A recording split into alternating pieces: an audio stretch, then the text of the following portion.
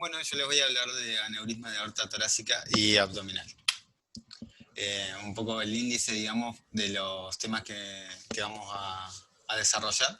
El recuerdo anatómico, la fisiología, la patogenia de los aneurismas, la definición, algo de epidemiología, la clasificación de los aneurismas y dentro de esa clasificación que tenemos los aneurismas de la aorta torácica y la aorta abdominal, vamos a hablar de la clínica, el diagnóstico, la evolución natural y el tratamiento.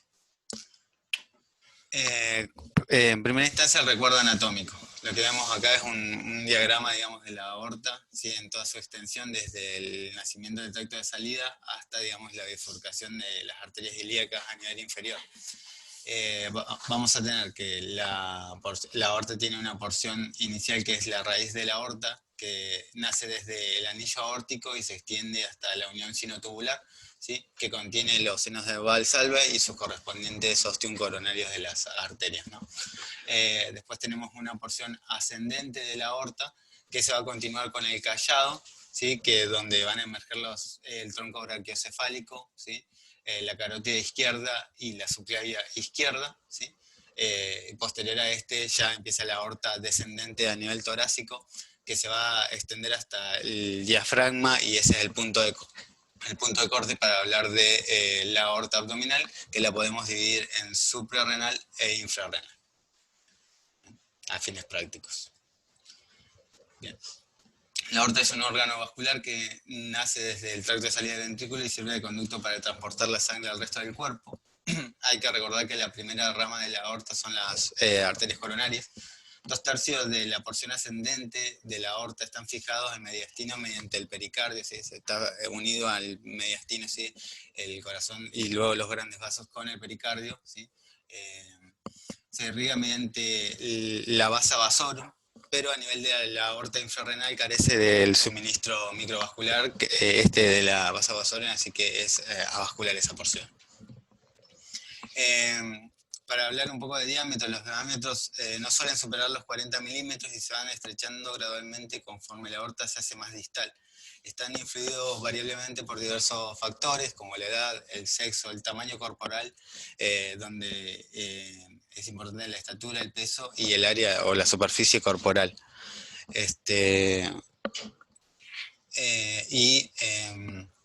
La presión arterial. El índice de expansión aórtico está en torno a los 0,9 milímetros en varones y 0,7 milímetros en mujeres para cada década de la vida. Acá tenemos los valores, digamos, en absoluto que van variando, ya dijimos hay varias variables, pero más o menos la raíz de la aorta mide un diámetro entre 3 a 4 centímetros, la porción ascendente de 2,8 a 3,8, la descendente proximal de 2,2 a 3,14 y la descendente distal de 2,1 a 3. Son valores que pueden ir variando, pero más o menos los valores absolutos rondan en eso.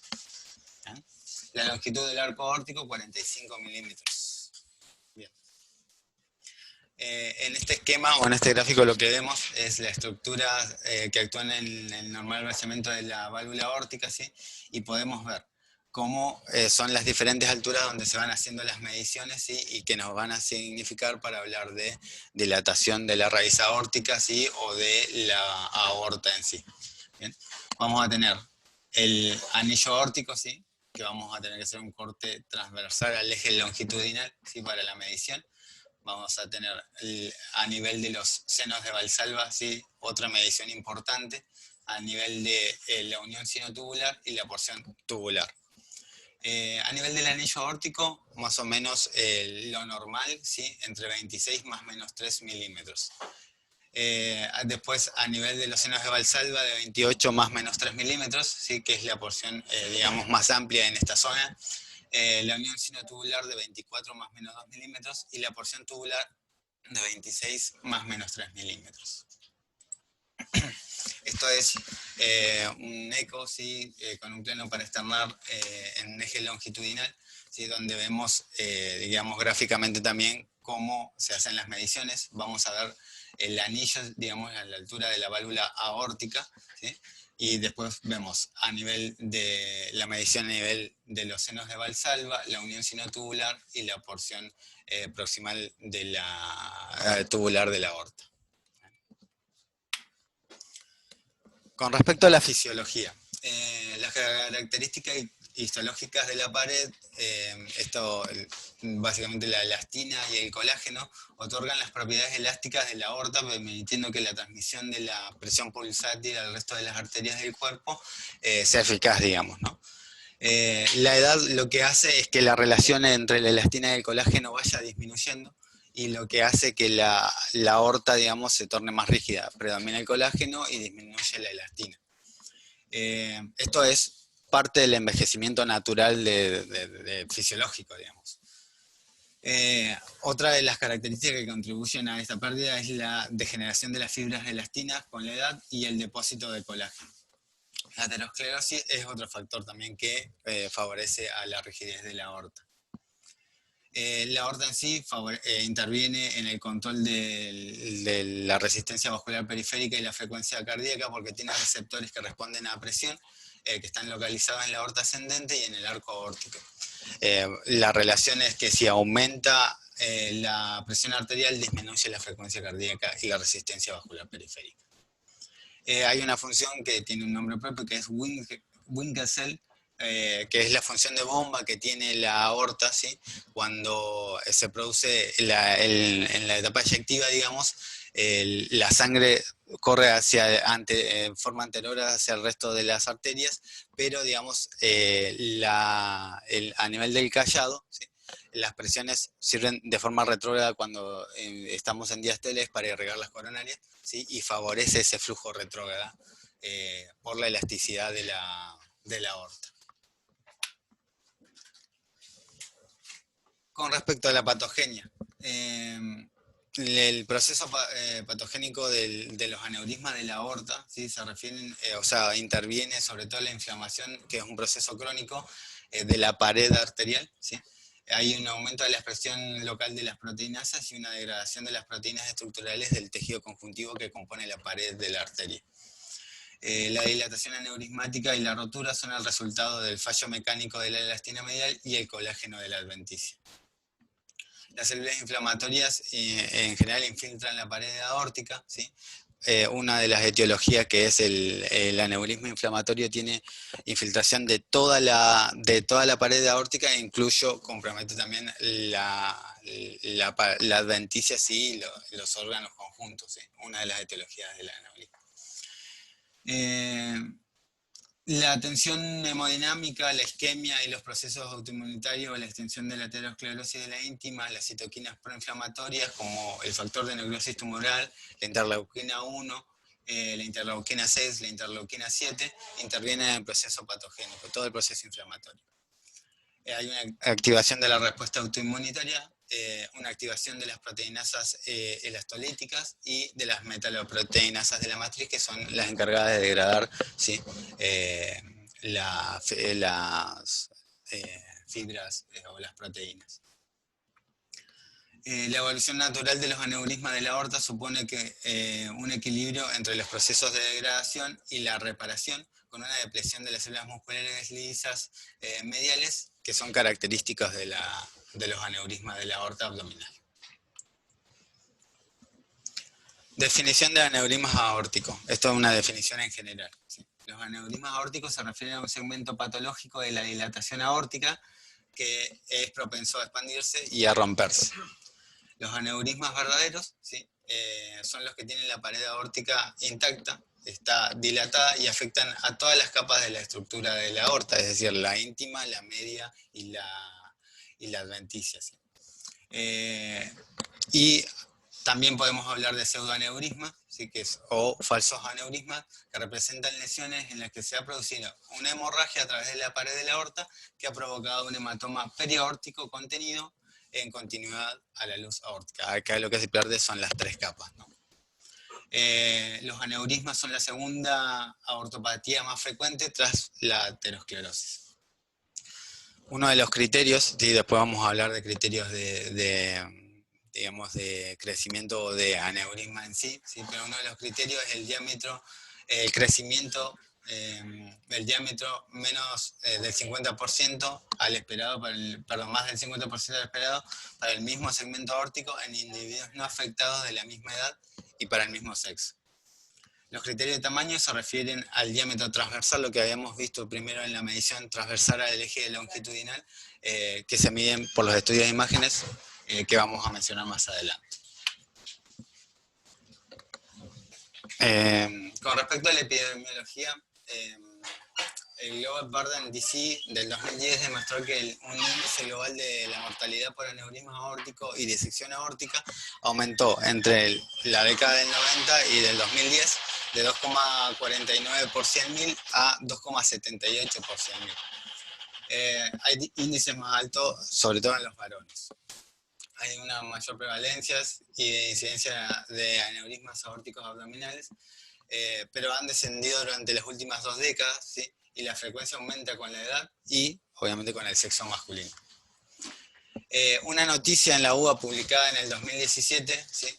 Informó que los aneurismas de la aorta abdominal constituyen la 10ª causa de muerte en hombres mayores de 65 años. En la Argentina la población afectada por los aneurismas de la aorta abdominal supera los 100.000 habitantes y que 1.000 personas fallecen anualmente por la ruptura del aneurisma. La prevalencia es del 5% en mayores de 65 años, del 8% en mayores de 80 y del 10% en los pacientes que tienen cirugías coronarias, entre otros datos, ¿no? Clasificación. Con respecto a la clasificación de los aneurismas aórticos, podemos clasificarlos según la morfología y según la localización. Según la morfología vamos a tener que son fusiformes o que son saculares. Los saculares son una dilatación localizada que afecta solo a una parte de la circunferencia de la pared de aorta y funcionan con una evaginación local, ¿sí? Y los fusiformes, que son los más frecuentes, afectan toda la circunferencia de la aorta. Acá tenemos los esquemitas representándolos, el sacular, ¿sí? Y el fusiforme. Y la otra forma de clasificarlo según la localización, algo habíamos hablado al principio, donde se encuentran, tenemos torácicos que pueden ser que afecten la porción ascendente, que afecten el callado, que afecten la porción descendente, todo esto por encima del diafragma y pueden comprometer varias porciones y ser, digamos, ascendentes y callado o callado de descendentes o toda la extensión de la aorta torácica, ¿sí? Siempre por encima del diafragma. Y por debajo tenemos los abdominales que van a ser suprarrenales o infrarrenales. Y tenemos los que afectan tanto a la porción torácica como abdominal, que son los toracoabdominales. Bueno, vamos a empezar a hablar de los aneurismas de la aorta torácica, ¿sí? La incidencia es de 5 a 10 cada 1.000 personas de estos aneurismas. Los aneurismas de la raíz aórtica o de la aorta ascendente son los más frecuentes, más o menos un 60% de estos, seguidos por los aneurismas de la aorta descendente y un 10% de los del callado, o menor al 10% de los que afectan el callado. Para el aneurisma de la aorta torácica tenemos factores de riesgo, ¿sí? Dentro de los factores de riesgo vamos a tener el tabaquismo, la hipertensión, la edad, ¿sí? La enfermedad pulmonar obstructiva crónica, la enfermedad coronaria y los antecedentes familiares. Además, con respecto a la evolución natural de la enfermedad, también tenemos que el envejecimiento forma parte, digamos, natural de un factor de riesgo. Mientras más añoso el paciente, más riesgo de tener aneurisma y de la aorta, ¿sí? En general. Y la degeneración medial quística, ¿sí? Que es una patología particular donde las fibras de elastina pierden su ubicación en la pared, ¿sí? Arterial, y lo que van haciendo es formando quistes o formando la dilatación a nivel de la pared intraparietal, ¿sí? Para mencionar acá el cuadrito, son los síndromes asociados a los aneurismas de la aorta torácica, que son una causa importante de aneurisma, ¿sí? Vamos a tener el síndrome de Marfan, que es una patología autosómica dominante, donde está afectado el gen FBN1, que se asocia a ectopía de cristalino, prolapso de válvula mitral, aneurismas de la raíz aórtica y disección aórtica. El síndrome de Loeys-Dietz, que también es autosómico dominante, se afectan estos genes que están aquí mencionados, TGF-BR1 y BR2, que se asocia a aneurismas y disección de la aorta y de las ramas vasculares, que afectan a pacientes o personas más pequeñas y de edad joven. El síndrome de la aorta, de los aneurismas de la aorta torácica familiar, que son de tipo autosómico dominante, también afectan a otro tipo de gen que es el ACTA2, ¿sí? También presentan válvula aórtica bicúspide, aneurismas cerebrales y enfermedades de las arterias coronarias prematuras. El síndrome de Ehlers-Danlos también, ¿sí? También autosómico dominante, afecta el gen COL3A1 y se asocia a rotura y disección de la aorta, generalmente de la porción descendente y de la aorta abdominal. La valvulopatía bicúspide, ¿sí?, que nosotros hemos visto acá, afecta al 1% de la población y el 9% se asocia a un trastorno familiar, ¿sí? Está afectado el gen Notch1 y la dilatación de la aorta ascendente es una de las afectaciones y conlleva el aumento del riesgo de también disección de la aorta. Para mencionar también el síndrome de Turner y el síndrome de aneurismas y osteoartritis. Bueno, con respecto a la presentación clínica.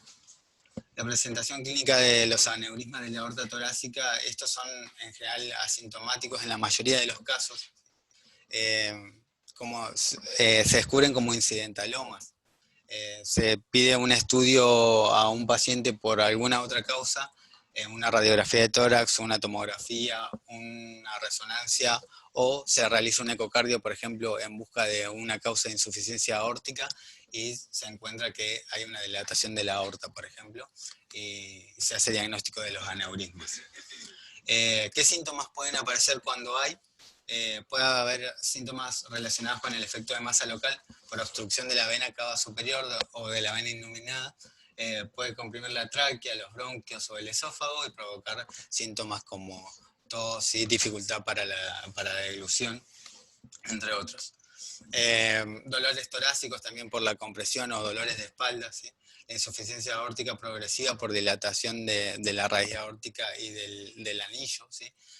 Que genera insuficiencia cardíaca debido a la dilatación de la raíz. Las embolias sistémicas como consecuencia de un trombo parietal o de aterombolia asociada al aneurisma, ¿sí? También podemos ver síntomas referentes a las complicaciones que son dentro de los aneurismas de la aorta torácica de dos tipos: la disección aórtica, que es la más frecuente, y la rotura aórtica, que va a tener un dolor intenso, repentino del pecho o la espalda. La rotura de la cavidad, la rotura del aneurisma puede ser hacia la cavidad pleural, que generalmente es del lado izquierdo, o en el mediastino, que se asocian a hipotensión. Puede ser rotura hacia el esófago, que produce hematemesis, a los bronquios o a la tráquea con hemoptisis. También pueden generar fístula los aneurismas de la aorta torácica. Con respecto a la disección aórtica no me extendí demasiado porque hay una clase sobre disección aórtica y una clase con esto, así que lo vamos a ver más adelante. Acá lo que vamos a ver son diferentes imágenes y un recuerdo de los síntomas, ¿sí? Esta es una radiografía de tórax donde vemos a nivel del botón aórtico, ¿sí?, de la aorta, una imagen que ensancha el mediastino y se corresponde con un aneurisma de la aorta torácica. Esto es una imagen, una tomografía donde vemos un aneurisma saccular a nivel de la aorta descendente, ¿sí? Y acá lo que podemos ver en una resonancia magnética, así como en reconstrucción, es un aneurisma de aorta torácica a nivel del callado aórtico. Diagnóstico. En primera instancia, hablar de screening en los aneurismas de la aorta torácica. Hay una recomendación de utilidad del cribado en pacientes con riesgo, ¿sí?, que es bien reconocida, que es cuando el paciente tiene síndrome de Marfan o cuando encontramos una válvula aórtica bicúspide, siempre ir a buscar los aneurismas de la aorta torácica. El tamaño de los aneurismas define el manejo terapéutico, así que como fin diagnóstico, digamos, además de encontrarlo, siempre la medición es importante. Hay que poner especial cuidado en medir el diámetro perpendicular del eje longitudinal. O sea, hay que buscar también los hematomas intraparenquimatosos y las úlceras penetrantes. También hay que ver la válvula aórtica, si está comprometida o no, ¿sí? Para justamente después dirigir la terapéutica adecuada. Como estudios complementarios para el diagnóstico, algo vimos en las imágenes, la radiografía de tórax, que lo que vamos a ver es un ensanchamiento del mediastino, el botón aórtico prominente y el desplazamiento de la tráquea. Esto, si bien no es, o sea, no es específico, porque lo podemos ver en otras patologías, es un signo, digamos, para llamar la atención y para progresar a otros estudios de imágenes. El ecocardio, que es una técnica excelente para obtener imágenes de la raíz aórtica, ¿sí? Vamos a poder ver la aorta ascendente proximal, el callado aórtico y la aorta descendente proximal. El ETE puede obtener imágenes de la mayoría de la aorta torácica, ¿sí? Tiene un punto ciego el ETE, pero no sirve para ver la mayoría, ¿sí? Y es importante para la evaluación de la aorta torácica, los planos supraesternales, siempre realizar, digamos, esa incidencia, y el análisis del arco aórtico debería incluirse en todos los exámenes de ECO. Y acá lo que vemos por ETE, ¿sí? Es las imágenes que veníamos viendo antes de un plano medio esofágico a 120 grados, y vamos a ver la válvula aórtica, ¿sí? A nivel de la porción tubular de la aorta vamos a ver esta dilatación significativa, ¿sí? Es un eje largo.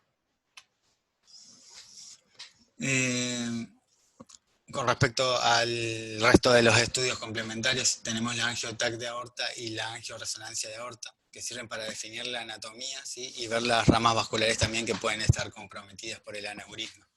Tenemos la tomografía, que sirve para la estratificación del riesgo, permite detectar la localización del segmento enfermo, el diámetro máximo de la dilatación, si tiene presencia de un ateroma, un hematoma intraparenquimatoso, una úlcera penetrante, si hay calcificaciones, o en casos seleccionados hasta donde se extiende la afectación de las ramas aórticas. Se pueden realizar mediciones precisas de los senos de Valsalva, la unión sinotubular y la morfología de la válvula aórtica. Y con respecto a la resonancia, digamos, está algo más limitado porque es menos accesible y más difícil de monitorizar en pacientes inestables durante la obtención de imágenes. Además, los tiempos de adquisición son más largos que la tomografía. Digamos, lo positivo de la resonancia es que no requiere radiación ionizante ni contraste iodado, por lo que es muy apta para realizar los estudios seriados de seguimiento en los pacientes, sobre todo en los más jóvenes, con enfermedad ya aórtica diagnosticada. Acá lo que vemos es un corte axial en una tomografía con contraste, ¿sí? Una angio-TAC, donde podemos ver a nivel de la aorta descendente que está dilatada y tiene trombo a nivel mural también. Y acá vemos nuevamente el aneurisma a nivel del callado en un estudio de resonancia con contraste. Bien. Digamos, dentro de la fisiología ya habíamos mencionado que hay un proceso propio de los aneurismas, y dentro de eso propio tenemos como causa fisiológica el envejecimiento, ¿sí? Y a partir de esto podemos saber también que hay una evolución natural de los aneurismas, ¿sí? Tanto de la aorta torácica como de los abdominales. ¿Sí? Los aneurismas de la aorta torácica de causa genética se comportan de forma diferente a los aneurismas ateroscleróticos. Los aneurismas más grandes crecen más deprisa que los más pequeños, esto es como una media general, ¿sí? Los aneurismas de la aorta torácica familiares crecen más rápidamente, hasta 2,1 milímetros por año. El síndrome de Marfan crecen de 0,5 a 1 milímetro por año. El síndrome de Loeys-Dietz pueden crecer incluso más de 10 milímetros por año. Y la mortalidad media en el síndrome de Loeys-Dietz por aneurisma de la aorta es de 26 años, mueren jóvenes los pacientes. Los aneurismas de la aorta torácica descendente crecen más rápido, ¿sí? 3 milímetros por año, que los de la aorta ascendente, 1 milímetro por año. disecciones, las intervenciones de urgencia, la hipertensión se asocian a diámetros aórticos más grandes durante el seguimiento tardío y mayor dilatación de la aorta con el paso del tiempo. Hay mayor riesgo de disección cuando el diámetro del aneurisma es mayor a 60 milímetros de la aorta ascendente y 70 milímetros a nivel descendente. Los aneurismas de la aorta ascendente con válvula aórtica bicúspide tienen una tasa de crecimiento más alta, 0,19 centímetros anuales, que los aneurismas con válvula tricúspide. De nuevo, recalcar, el tamaño del aneurisma es el factor de riesgo más importante para la complicación, la rotura o la disección. Tratamiento de estos aneurismas. Tenemos el tratamiento médico, ¿sí? La idea es tratar la hipertensión y el tabaquismo, que son principios importantes, ¿sí? Y que ya son factores de riesgo para los aneurismas de la aorta torácica y también de los de aorta abdominal. En los pacientes con aneurismas de aorta torácica ateroscleróticos también se recomienda reducir el colesterol. Los betabloqueantes se recomiendan para los pacientes con síndrome de Marfan, ¿sí? Las estatinas pueden beneficiar a los pacientes con aneurisma de la aorta torácica por la supresión de las rutas inflamatorias, ¿sí? Dentro de toda la medicación está mencionada, las estatinas están comprobadas con estudios, ¿sí? Por reducción de la inflamación y protección de la pared aórtica. Es importante evitar la actividad física extenuante, sobre todo el ejercicio isométrico y el levantamiento de pesas como un ejemplo, ¿sí?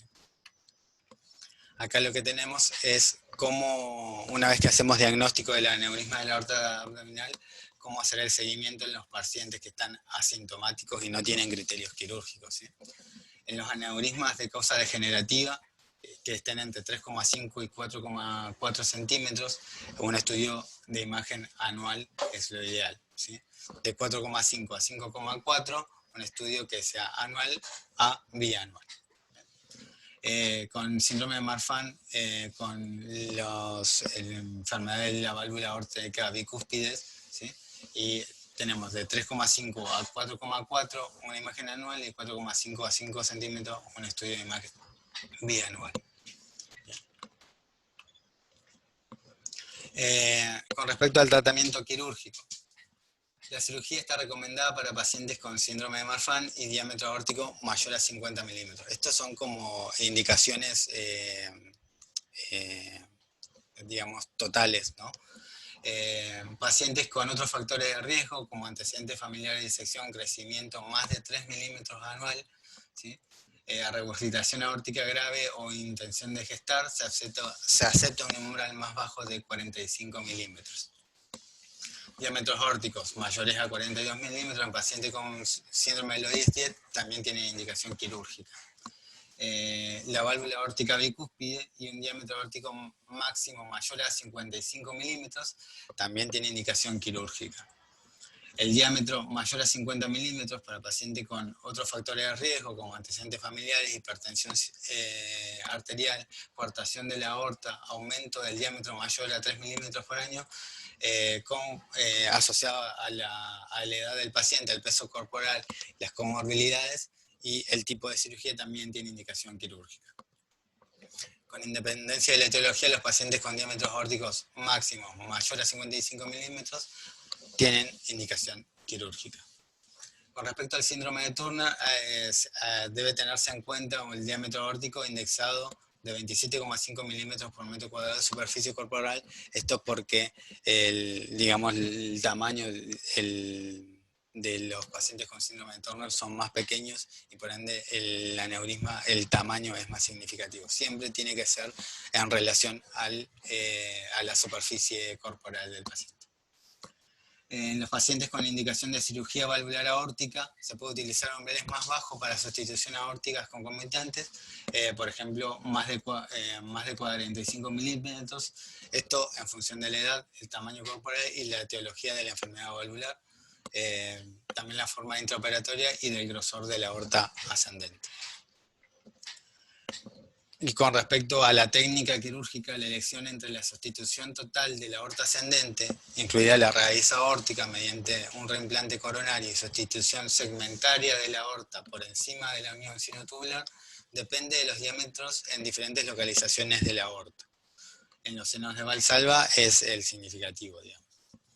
En caso de sustitución total, la opción entre intervención de preservación valvular y un injerto compuesto acompañado de prótesis valvular depende del análisis tanto de la función como de la anatomía de la válvula aórtica, el tamaño y la localización de los aneurismas, también de la esperanza de vida y del estado deseado de anticoagulación o la experiencia del cirujano.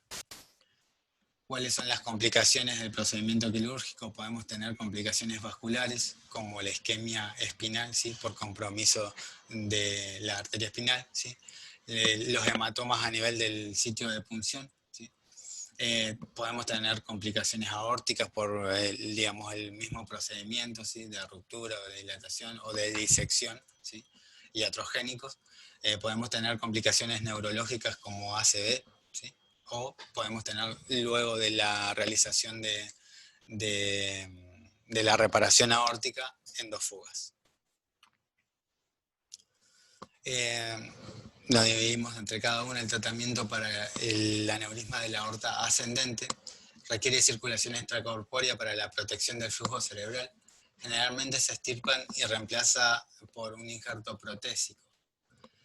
Vamos a tener varios tipos de cirugías dependiendo la afectación o no de la válvula, ¿sí? De la válvula aórtica, ¿sí? Vamos a tener la cirugía de Bentall, que es para los aneurismas de la aorta torácica ascendente, que afectan la raíz y se asocian a valvulopatía aórtica significativa. Lo que se hace es se reemplaza con un tubo de Dacron con una válvula aórtica protésica cosida en un extremo. El riesgo de muerte o accidente cerebrovascular varía entre el 1 al 5%, esto en las cirugías programadas, y cuando es de urgencia, más del 22%.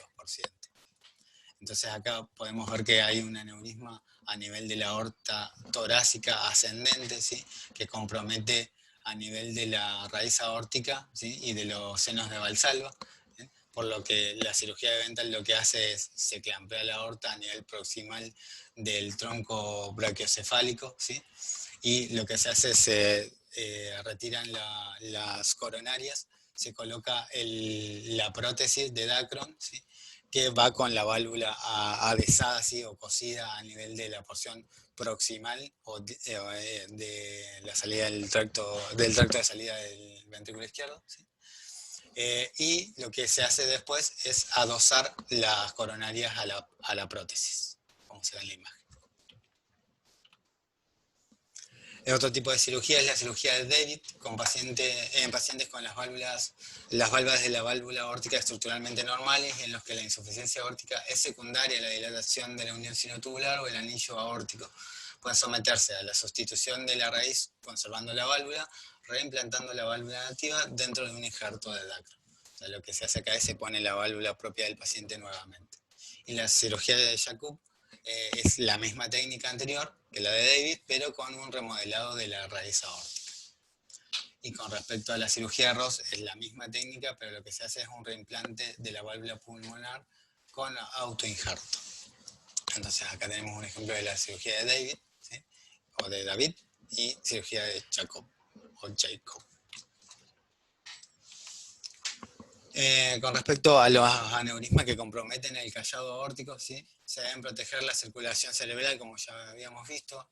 La parada cardíaca con hipotérmica profunda ha sido un método tradicionalmente utilizado que actualmente se sigue utilizando, ¿sí? Si el aneurisma se extiende hacia la aorta descendente, se utiliza una técnica que se llama en trompa de elefante congelada. Lo que vemos acá son diferentes formas de colocación o de reemplazo de la aorta ascendente, ¿sí? Que comprometen el callado aórtico, ¿sí? Lo que vamos a ver como la prótesis, ¿sí? Lo que va a hacer es reemplazar el aneurisma y vamos a tener, depende el compromiso, las técnicas. En la figura, o sea, en la primera figura, lo que vamos a ver es que adosada la prótesis, ¿sí? Después del reemplazo, se coloca una especie de zapatilla a nivel de la porción superior, digamos, del callado de la aorta, que tiene indemnes, digamos, el tronco brachiocefálico, la carótida izquierda y también la subclavia izquierda. cuando el aneurisma compromete el nacimiento de estas arterias, lo que se puede hacer también es reemplazarlo con Dacron también, el nacimiento de las arterias y adosarlo a nivel distal, ¿sí?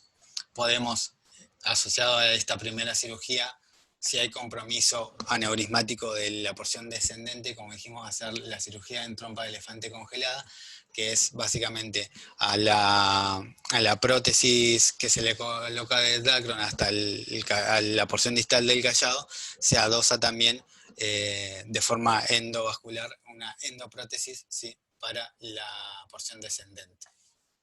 Y estas son diferentes formas asociadas al debranching, ¿sí?, para la irrigación de las ramas del callado aórtico. Recomendaciones. Las recomendaciones sobre las intervenciones para el manejo del aneurisma aórtico. La cirugía está indicada para pacientes con aneurisma de la raíz aórtica con diámetro aórtico máximo más de 50 milímetros para pacientes con síndrome de Marfan. Esto es clase 1, nivel de evidencia C. Hay que considerar la cirugía para pacientes con aneurisma de la raíz aórtica con diámetros aórticos ascendentes máximos, más de 45 milímetros para pacientes con Marfan o factores de riesgo, más de 50 para pacientes con válvula bicúspide y más de 55 para otros pacientes sin elastopatía. Esto es clase 2A, nivel de evidencia C. Los umbrales más bajos para las intervenciones pueden tenerse en cuenta según el área de superficie corporal en pacientes de pequeña estatura o en caso de rápida progresión. Regurgitación de la válvula aórtica, embarazo programado o preferencia del propio paciente. Se debe considerar la cirugía para pacientes con aneurisma del arco aórtico aislado y un diámetro máximo de 55 milímetros, esto es clase 2A, nivel de evidencia C. Se puede considerar la reparación del arco aórtico para pacientes con aneurisma del arco aórtico que ya tienen una indicación para cirugía de aneurisma adyacente, localizado en la aorta ascendente o en la aorta descendente. También 2A, nivel C. Y sobre los aneurismas del arco descendente, ¿sí?, se debe considerar el tratamiento endovascular en lugar de la cirugía cuando la anatomía sea adecuada, ¿sí? Se debe considerar el tratamiento endovascular para pacientes con aneurisma de la aorta descendente y un diámetro máximo mayor a 55 milímetros. Cuando no sea posible la técnica endovascular, hay que considerar la cirugía para pacientes con aneurisma de la aorta, pero que sea mayor a 60 milímetros. Y cuando la intervención está indicada, en caso de síndrome de Marfan u otras elastoplastia, la cirugía está indicada, está más indicada, que el tratamiento endovascular.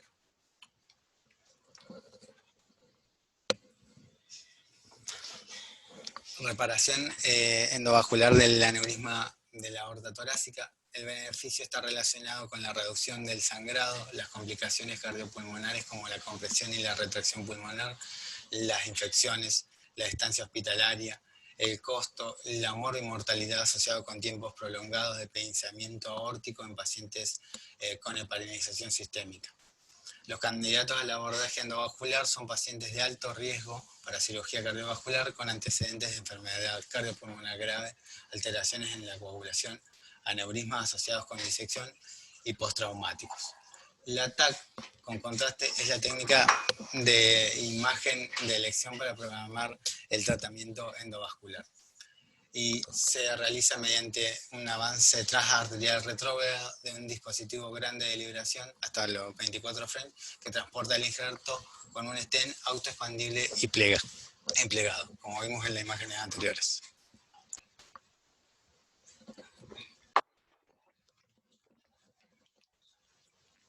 Bien. No sé qué